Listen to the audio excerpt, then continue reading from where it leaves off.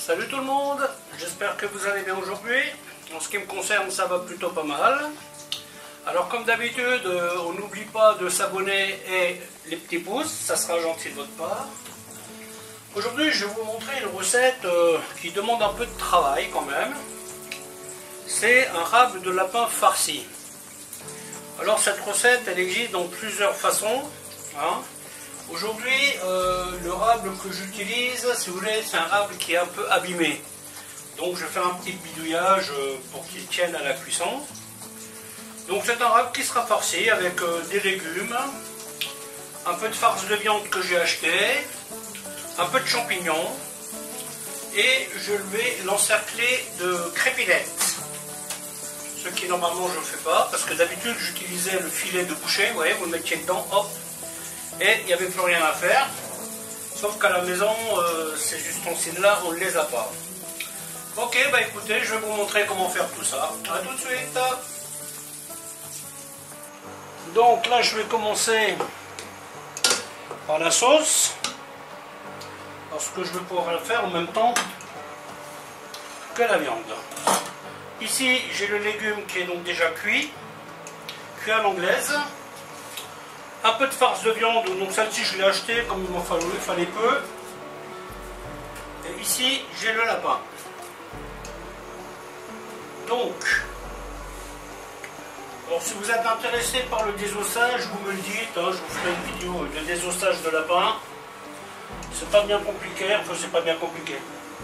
C'est comme tout désossage, ça demande un certain investissement quand même. Donc l'idée, vous voyez, il y en a beaucoup qui ne se compliquent pas la vie, en fait, ils font 2 demi-râbles. Et moi je trouve que c'est quand même plus intéressant de faire un râble entier. Voilà, sauf que là, vous voyez, il y a des petits trous. Malheureusement. Et donc moi ce que je vais faire, là du coup, j'ai désossé les épaules. Et je vais m'en servir pour boucher les trous. Tout simplement.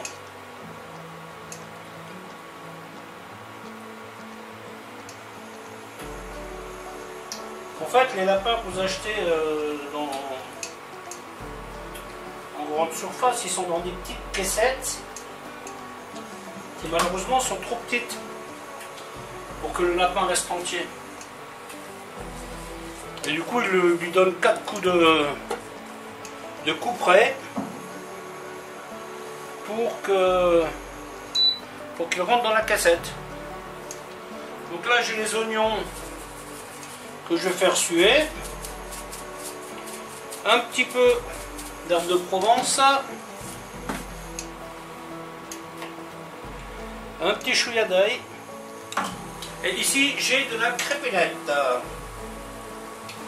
La crépinette, ça va me permettre d'envelopper mon petit rôti là et le ficeler après. Donc ce que je vais faire, je vais mettre un tout petit peu de farce comme ça. Ensuite, je prends un petit peu de poireau.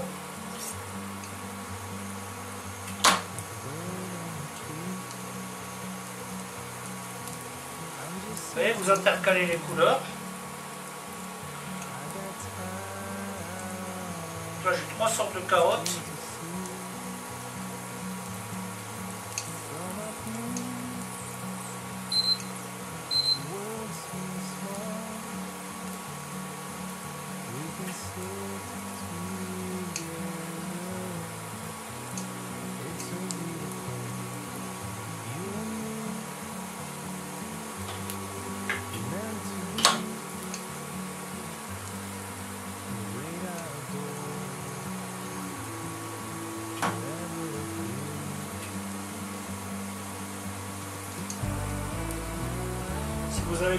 Si vous avez un boucher sympa, peut-être fera-t-il le désossage.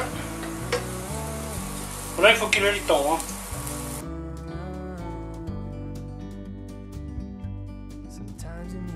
Alors, bien entendu, faire attention, pas en mettre une tonne, hein, parce que on doit pouvoir refermer. Hein. Là j'ai encore un peu de marche, ça va.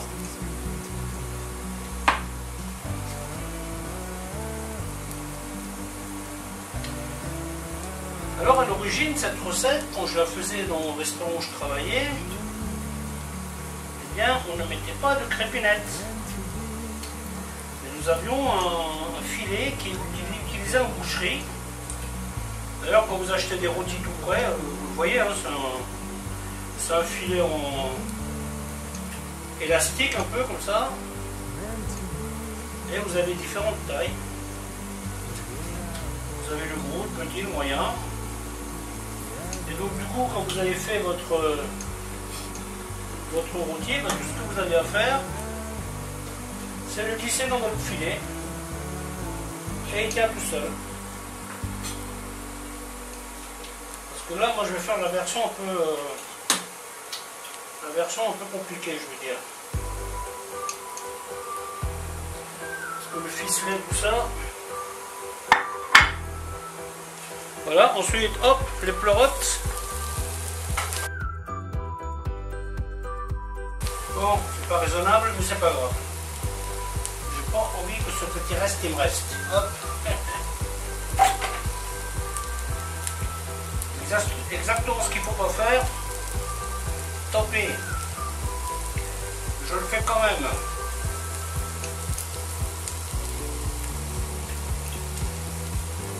Vous voyez, et là on roule délicatement, hop, hop, hop, hop, hop. Et là vous voyez les coups d'hachoir. Cac, cac, cac.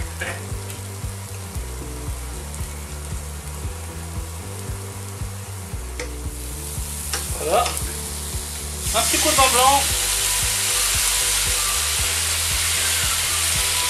Et hop. Le jus qui va bien.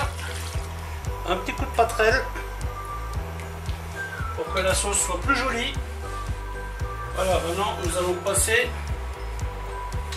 à la partie rigolote.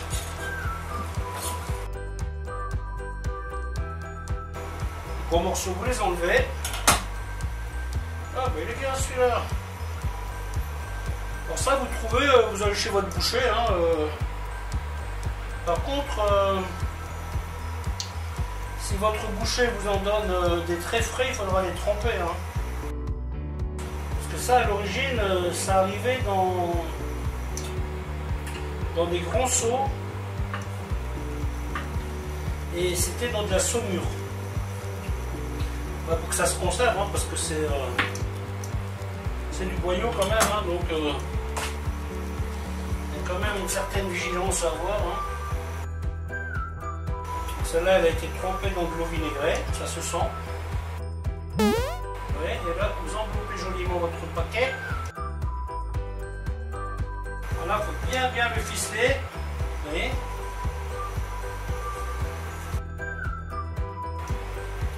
Alors, on ne sert pas comme une brute. Hein. Vous noterez que je n'utilise pas ma technique de boucherie aujourd'hui. Et je vais faire un fil après l'autre. L'avantage de ce système, c'est que en fait, vous coupez les tranches de ce que vous voulez. Vous voyez, je coupe là, tout ça, ça reste ficelé, et ainsi de suite. Le reste sera maintenu. Alors ce truc-là, moi, quand je le faisais, je ne mettais pas de farce. C'était vraiment que avec des légumes. Là, pour le couper, c'était vraiment très joli. Hein. Sauf que là, comme je ne suis pas sûr que ça va bien tenir avec mon système de ficelage, là, j'ai mis un liant, qui est la viande.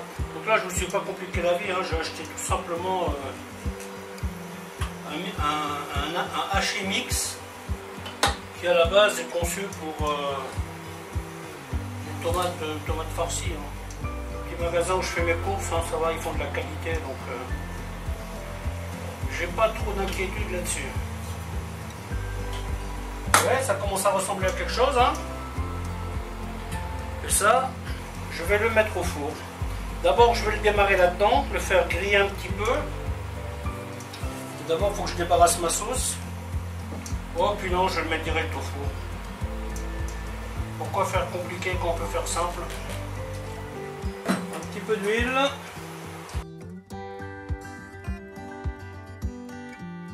Voilà. Ensuite, on badigeonne bien. Donc là, je vais le mettre à 180 degrés. Je pense qu'il va bien avoir besoin de 35 minutes, je dirais. En ce qui me concerne,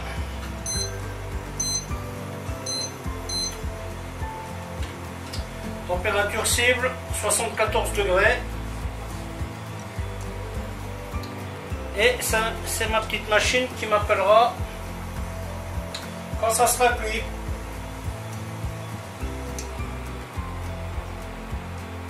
Un peu de persil dans la sauce. Concernant la crépinette, s'il vous en reste, ne congelez pas tout en bloc. Hein, parce que vous pouvez le congeler qu'une fois. Hein, donc, le mieux est de faire plusieurs petits paquets. Comme ça, si un jour vous voulez faire des steaks hachés, quelque chose à la maison, ben, vous avez des crépinettes pour le faire. Ça va très bien pour faire les crépinettes. Hein. D'ailleurs, les crépinettes, les steaks hachés qu'on fait avec des crépinettes, ou les galettes de viande, on les appelle des crépinettes. Tout simplement parce qu'il y a de la crépinette. Ouais, donc moi ce que je vais faire, ben, je vais mettre, hop, je vais faire 3 petits paquets comme ça. Le gros truc là, je l'enlève tout de suite, pas besoin de le garder ça. Pour ça, peut-être que ça en vaut la peine. Voilà, hop, hop, hop. Vous voyez, quand c'est en plusieurs morceaux, c'est pas gênant. Hein. Parce qu'en cuisant, toutes ces choses-là, elles vont se... Alors, si vous vous posez la question de savoir c'est quoi la crépinette, eh bien, c'est la membrane qui tient les organes en place. Bon, ça, notamment, c'est du porc. Je crois qu'on peut utiliser la crépinette de veau aussi. Bon, là, je ne vais pas m'avancer parce que je ne suis pas sûr. Gardons les certitudes et taisons le reste. Ouais, donc là, je vais faire 4 petits paquets. Et ce qui fait que si demain j'ai envie de faire, je sais pas, une galette de viande ou quelque chose, ben, je prends un paquet. S'il m'en faut plus, ben, j'en prendrai 2. Par contre, si vous mettez tout en bloc au congèle et que vous n'en avez besoin que d'un petit bout, vous voyez, vous allez jeter le reste. C'est dommage. Ah, le rôti m'appelle. Et voilà le résultat. Tant que vous ne touchez pas, ça s'étend pas. Hein. Donc maintenant, ce que je vais faire, je vais le laisser tirer un peu. Et après, je vais couper des jolies tranches. Vous voyez, la sauce sans liaison. Toujours en train de cuire avec les champignons.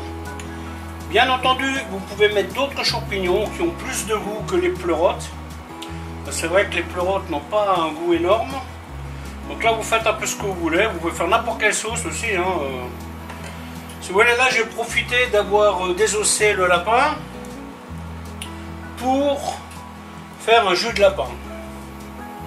Ça donne quand même un résultat plus intéressant qu'avec du bouillon de volaille ou autre chose. Hein. Voilà, voilà.